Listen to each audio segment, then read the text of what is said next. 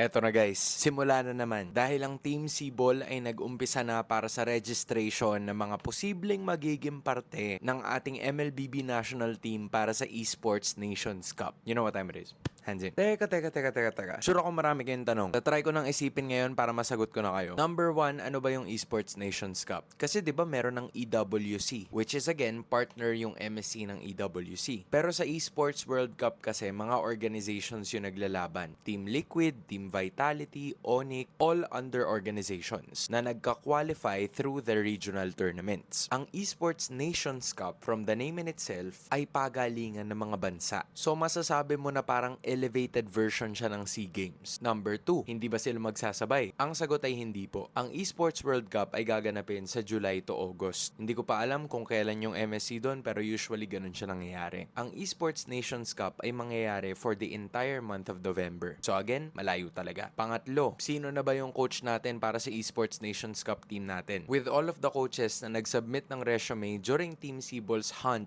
para sa ating ENC head coach, ang naitalaga ay walang iba kundi si Coach Ducky. Again, he has the resume for it. 2-time Emerald Series champion. Kung isasama natin ang EVOS, he's gonna be a 3-time Emerald Series champion. And I think that's enough for me to tell you na malaki talaga ang ambag niya sa international scene. Pang-apat, paano naman yung players? Nakita ko sa post na ang maximum players ng isang team ay dapat 3 from one organization. Tama kayo nang nakita. Ang ibig sabihin nito ay pagdating sa Esports Nations Cup, yung ginagawa ng Team Sibol na kukuha lang sila ng full 5-man roster mula sa isang team, tapos may 6th man sila na isasali sa kabila, ay hindi na pwede. Meron ka lang maximum na 3 players, halimbawa na galing sa Team Liquid Philippines, at yung 2 mong players ay dapat manggaling sa ibang roster, which makes this so interesting. Kasi isipin niyo yung mga magta-tryout guys. Let's say for example, Carl TZ, Sansan, Super Marco, tapos ang roamer si Ogwen. Pwedeng mangyari ito. So this will definitely make things a lot crazier. Ako sa totoo lang, di ako makapaghintay. Like anong klaseng mga combination ng mga players sa makikita natin, since hindi nga pwede na sa iisang roster lang yung panggalingan ng isang team.